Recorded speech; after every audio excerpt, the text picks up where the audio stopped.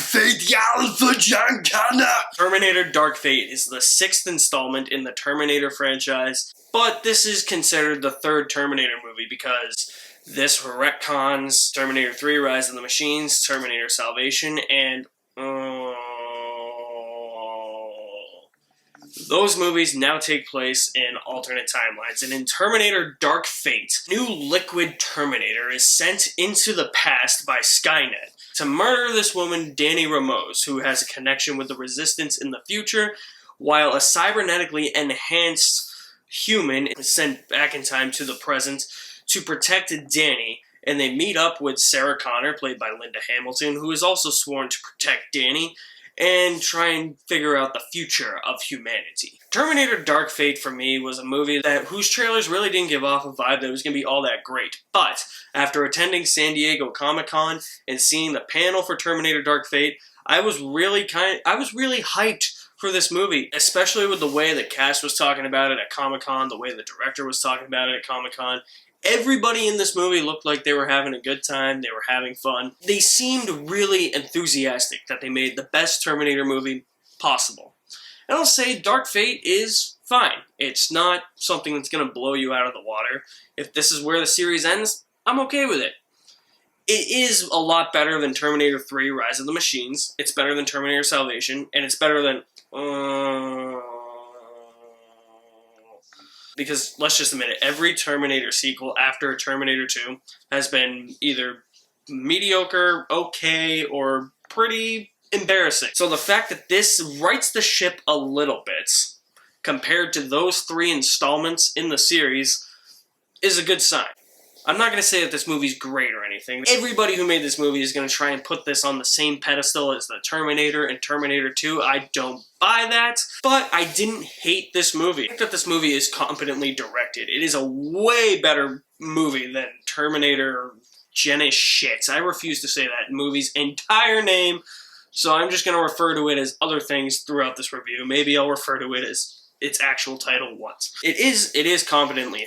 I think it's better directed than the past 2, and actually 3, from 3 through 5. It's better directed than those 2. Tim Miller has more of a grasp as to what he wants to do, as to what he envisioned with a Terminator movie, and I think he stuffed all of that very well into a Terminator film.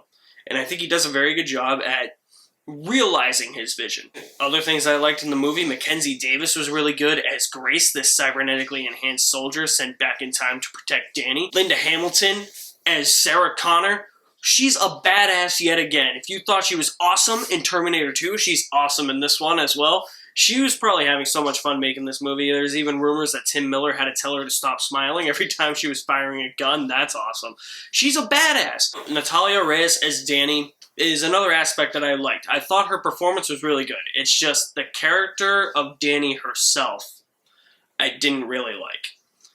There's a huge reason for this, and a lot of it has to do with the opening scene of the movie. The opening scene of the movie makes a choice.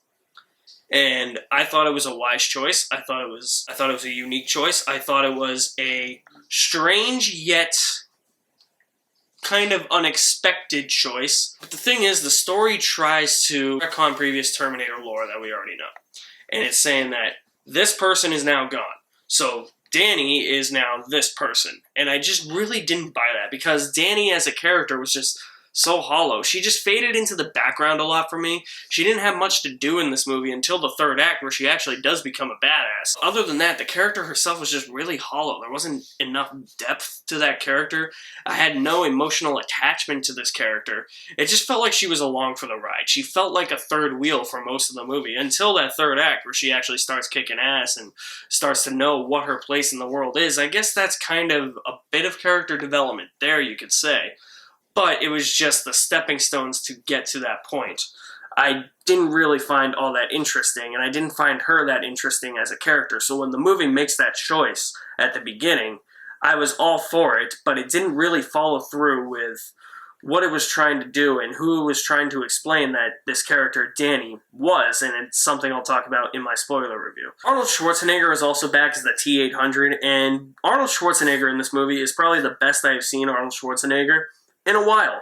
And I thought he was really funny in this movie. I thought he was really charming, but the overall story with the T-800 was something I didn't like.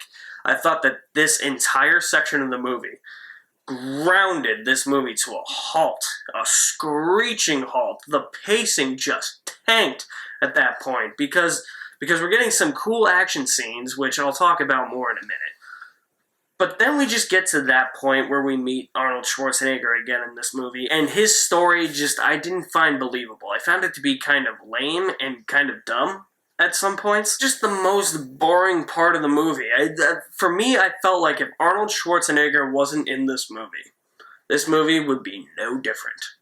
You didn't have to have the T-800 in this movie. I understand he's there because of the nostalgia, because of fan service, and that's honestly the only reason why I feel like he is in this movie, is because of the fan service. I don't feel that way with Linda Hamilton coming back as Sarah Connor. I feel like there's still a story to be told with the character of Sarah Connor. With the T-800, I feel differently. I think that his story has been told in previous Terminator movies, even though those are either retconned or take place in an alternate universe, whatever the hell timeline they take place in now. It's just something that didn't work for me. And going back to that whole Danny storyline, with retconning some lore from previous Terminator movies, that's also why I feel that opening scene didn't really pay off, because even though the last 3 movies take place in an alternate timeline in the Terminator universe, for 5 movies we have been told something about said character. And that character has been that in all 5 movies. Until this movie, I had no problem with what they did with the character. It was just the payoff, and whether or not it was worth it in the end was my problem with that. I wasn't necessarily pissed at what happened. I just needed more of an actual payoff. Because now this movie's telling me that this person is actually this. But for 5 movies now, we've been led to believe that what happens in the beginning with that character is no longer part of that timeline, which I understand. This is technically the 3rd Terminator movie. I completely understand that. You're kind of rebooting a timeline. But I think this would have worked better if this was the actual 3rd Terminator. Like if Terminator 3 Rise of the Machines didn't exist, which you can make a case that in your mind that it doesn't. But let's just say Rise of the Machines, Terminator Salvation, and yes, I'll say its name, Terminator Genesis, were never made as movies. And this was our 3rd Terminator movie. It would make a lot more sense. I would be more okay with it in that regard to the opening scene. But for 5 movies now, we've just been told specifics about this character in the beginning. And now this character is really such and such. I feel like 6 movies into a franchise, it just doesn't feel earned. It feels like it's something that just is tacked on. It was just felt like something to give this character a little bit more extra development. And it really kind of hurt the character of Danny in the long run, I think. The action scenes are a lot more memorable than they were in previous installments, although there is quite a bit of action in this movie that looks like it was filmed on a green or blue screen, and you can tell because the CGI is friggin' horrendous. Wow, that CGI is a hot mess. The CGI in this movie sticks out more than the 2 girls that flashed during Game 5 of the World Series on national TV. That's why I feel like every action scene wasn't filmed on location. I think some of them were. There's definitely one that I feel like was filmed on location, and I think that action scene was actually helmed choppily with the editing. I think it was probably helmed well, but the editing for that scene was not very good at all. A lot of quick cuts in that scene, cutaways that I didn't like, but luckily it rights the ship in the action department and it becomes more focused and you can actually tell what's happening, but everything else just feels like it's on a green screen or a blue screen because the CGI is so noticeable, especially with the new Liquid Terminator played by Gabriel Luna, which I thought was going to be a huge problem. I had no problem with the Liquid Terminator once it came on screen. I was like, that's actually a pretty unique idea. I like that for this movie. But everything in this movie just is CGI'd, and especially the 3rd act, it is so noticeable, where the action scenes just kind of lose value, because they feel honestly fake. Terminator is a franchise that builds itself on action scenes with practical effects. It's sad that special effects in a Terminator movie from 1984 and 1991 look better than special effects in a Terminator movie from 2019.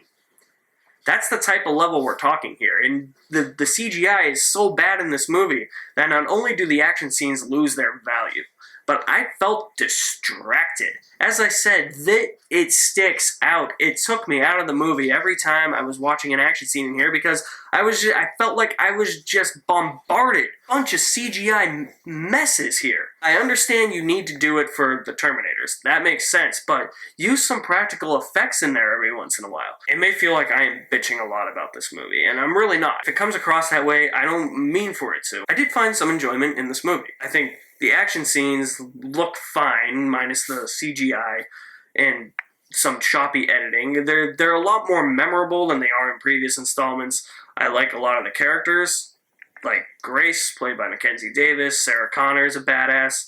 The T-800 is alright in the movie, but there's just some things with the Terminator lore that get changed and retconned, and I understand because this is technically Terminator 3, it's a direct sequel to Terminator 2, and it ignores Rise of the Machines, Salvation, and Genesis. I understand that, but it's just some of that stuff, I feel like the payoff just wasn't there. And that's really my huge issue with Dark Fate. I think Dark Fate is definitely the most watchable of the sequels. And with that, I'm going to give Terminator Dark Fate a C+. Just kind of an average Terminator movie, kind of an average movie altogether, but it is a lot better than the previous 3 installments in this franchise. Guys, thank you for watching my review for Terminator Dark Fate. I will have a spoiler review for Terminator Dark Fate where a couple of things that I mentioned in this review will be the focal point. Probably only like 2 or 3 things I'm going to talk about for a few minutes in that video. You guys are the best. Thank you for watching. My name is Alex Madden, and I'll see you at the movies somewhere.